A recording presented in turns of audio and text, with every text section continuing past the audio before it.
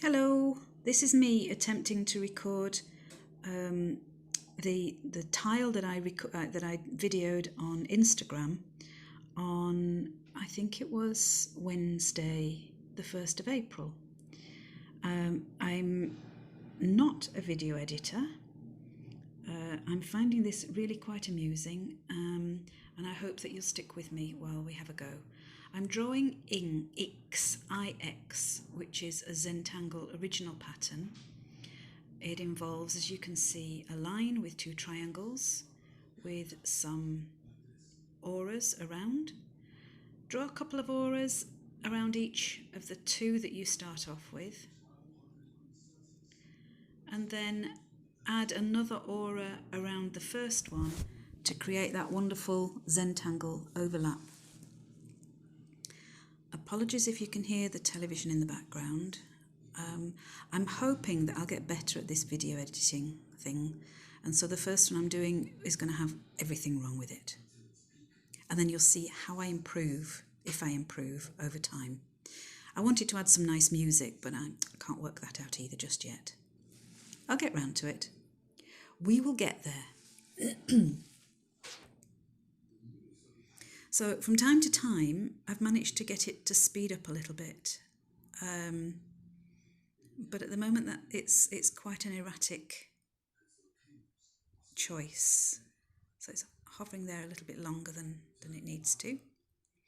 You can see that I turn my tile a lot to get to all the different angles that I need to do for this tangle. You don't have to do pointy triangle ends. You can do a flux type, see, I'm not even going to correct this. You can do a fescue type end so that all the shapes are rounded, not pointed like they are on here. Entirely your choice. The idea is to get some overlapping shapes in the centre of the tile. This is much loved by Eni Oken. So if you really want to see how this pattern's done, have a look at her work. It's fantastic. It stopped there, so I'm going to restart talking. I was talking about Eni Oken. She is very, very architectural in the work that she does, and I highly recommend that you have a look at some of her stuff. And I'm continuing to just fill in the pattern X in the centre of my tile here. And now I'm immediately starting to draw the parts that are going to go outside, and this is called Aquafleur. Oh, that was a fast one. Aquafleur is drawing to the edge of a line, usually a pencil line, with a little hook on the end of it. And this creates a wonderful dimensional effect at the end when we shade the pencil line. It's obviously doing quite a little bit of speeding up at this point. Again, very erratically. I'll work out what makes it speed up eventually. The last two that I do there, you can see I change the direction. It's just something that I like to do. It's not essential. So just putting a very simple little pattern in the inside of here. You can fill the ribbon, the Aquafleur ribbon, with a number of different types of patterns. Take a look on the Instagram pictures that people posted. People did try and do a few different types that I'd suggested. Okay, and again, finished very quickly there. And now I'm going to, in the spaces, I'm going to draw some muka. Individual mukas, but I'm going to put two mukas inside each of the spaces. That was a bit fast as well. But you get the idea. I'm doing two mukas, one that goes in one direction and one that goes in the opposite direction. And I'm just putting those in each of the spaces. You can do more or less. They can overlap, they can join. You can have a tall one. Here comes a tall one with a smaller one. You can, another fast on there. I tend to always go in the same direction for these, but you don't have to. And I'm just going around filling each space with 2 mooka shapes.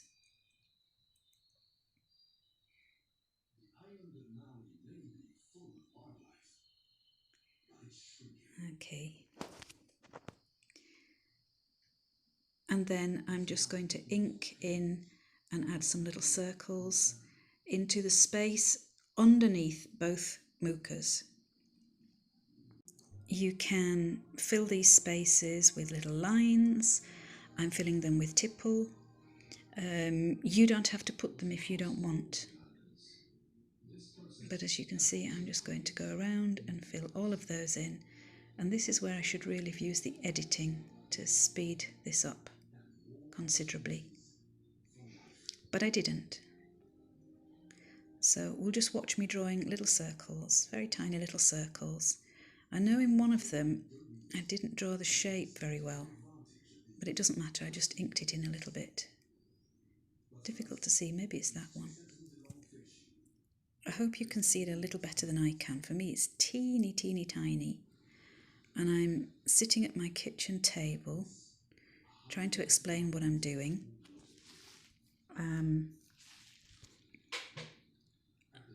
It's not step by step, obviously, but if you tangled along with me on Wednesday and just want to go back and have another look, or if you missed it, the Instagram videos only stay live for 24 hours and then, poof, they disappear. So I thought it would be a good idea to recreate the tiles that I did, more or less, so that if anybody wanted to have a go, they could. A number of people have asked me where they can find a video that's already disappeared. Who knows where that is? Who knows?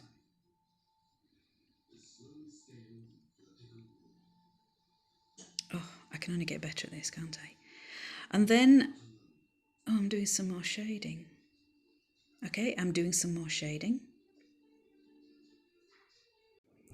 Okay, I'm going back in now with a pencil to put some shading in. On the X, I'm shading all the way around the whole of the outside of the shapes. And then on the inside, I'm shading holly bow fashion, where one is on top of another.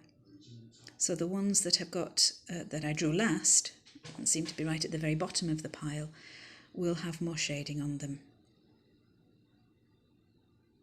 And where they cross over, I'm probably adding a little bit more.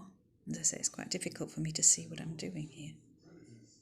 I'm definitely, oh, now I've got my baby Braulio, and I'm just softening all those pencil lines and just creating a sensation of depth to the pile of X's. Do I keep calling them ings? No, it's X. And then I assume I'm going to, yes, now I'm going to go back and shade along the edges of the Aquafleur banners. And the side that hooks over, I just put a little bit more pencil on, so there's a little bit more of a shade underneath the side that you can see is hooked on to the edge. Hope that makes sense.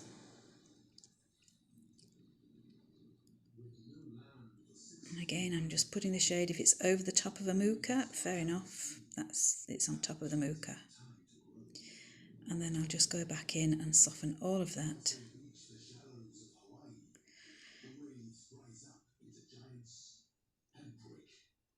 Can you see? That just has a little more depth on the side, and I just tip my Braulio so that it's just adding less weight on the side, which takes a little less shading. I'm not shading my mooka. I decide now I'm going to add a little colour. This is it's just a watercolour pencil. It's not one that's very strongly pigmented. It's not like the Inktense, the Derwent Inktense crayons, which I adore, but it was just the one that was nearest to me when I was doing this video this morning. So I'm adding a little colour on the top of each of the Mooka shapes. I think I'm telling you here, this is a Cass Art watercolour crayon. At this point, I go to fetch my water pen. I can't find my water pen. My water pen's actually on the floor. I find it, and there's no water in it. So I try desperately to get it to work, and so I have to stop the video. That's what I'm doing. And I come back, and I've managed to splice the second video that I made into this one. It worked really, really well. You can hardly tell. And so now my pen's got water in, and I'm just pulling the pigment, the water, down across the pigment. I'm not trying to do this in any great detail because I really just wanted to make a video where you could see the process that I'd followed on Wednesday. So you can really add loads of colour here. You can really make these Mookas pop. That I'm just softening the colour in each one. And I'm not following down into the stalk. And I'm not speaking Spanish today. You'd be glad to know. And when I've done all of that, I root around for my red pen, my red Micron PN pen, and I'm just going to add another little line. I was looking for the pen here. I'm just testing that that's dry. And I'm just putting just the finest little line just to add a little more weight of colour just at the very top of each of those Mookas. Because I'm going to then put a little bit of white, just a little white dot. As it happens, because I added the white dot before I really let the ink dry, it disappears. It's not as prominent as I would like it. But you can see this is the process.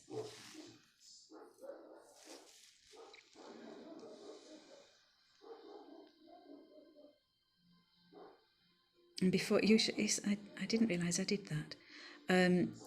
Usually, before I actually use my white pen, I make sure the ink's flowing, and I just do that on my forefinger or on my thumb. As I say, I'm dutifully putting all these dots in. You can't really see them when I finish, but if you give the paint and the ink time to dry properly, and you have a white gel pen, you'll find that they really help to add a little pop to the Mooka. And I always recommend that you try one of Zenlinia, Annika's videos demonstrating really how to do this. She is amazing. And one of the loveliest people I know. We were very lucky she came to visit us in Spain, and we had a great evening. I really enjoyed it. Oh, it seems a long time ago now. Okay, quite sentimental. But I won't. Onward.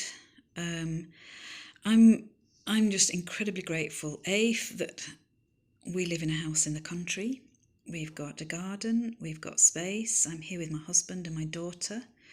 Our other two sons are away, so the house doesn't feel crowded at all. We haven't had the best of Andalusian weather just recently. In fact, we've had a lot of rain. But we have a garden, we've got the dogs, I can take them out for a walk. We're very, very lucky. We have some hens, so we have fresh eggs as well. So compared to a lot of people, I'm feeling really very, very grateful and really enjoying the time that I've got to do all this Zentangle. On the video here, I'm just adding just a little bit and just shading a little bit more around the Mookas, just to give them a little bit more depth. I'm so impressed with the tiles that people have produced. Not just this tile, but all the other ones that I've done. I really hope that people will try to make some changes, to do some slightly different versions. I loved a couple of them that have been done in the round. So instead of using a square tile, they've been done in a round way. This last little bit that I'm doing here is I'm just adding some more pencil to the original border. Make sure that you put the pencil coming out from underneath that little hook in Aquafleur, so that it looks as if it's on the inside of the Aquafleur. Aquafleur is actually hooking onto the line, onto the border. And here, once I shade it towards the inside, so that it maintains that impression. And it really adds a dimension to the whole tile. It makes it look as if it's something that's sitting on top of the paper rather than part of the paper itself. I'm just softening as well a little bit of shade around the mucas that go past the edge, so that they too are part of the tile, not part of the paper underneath. There's a pesky fly here.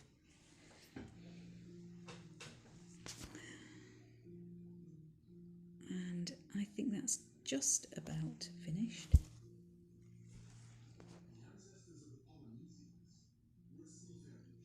I hope that's helped, and thank you for bearing with me with this awful voiceover, the terrible editing, but it is my very first one.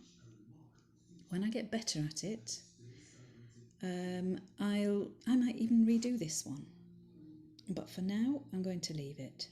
The tangles that we did, if I call it something else, I'm sorry, it's Ix, Aquafleur. I'm writing this at a funny angle, so that's why it's not so smooth. It was Muka, darling, Muka. And the name that I'm putting here is the name of my new website. It's Artizen. And this is Annie saying thank you for watching, and see you hopefully for the next one.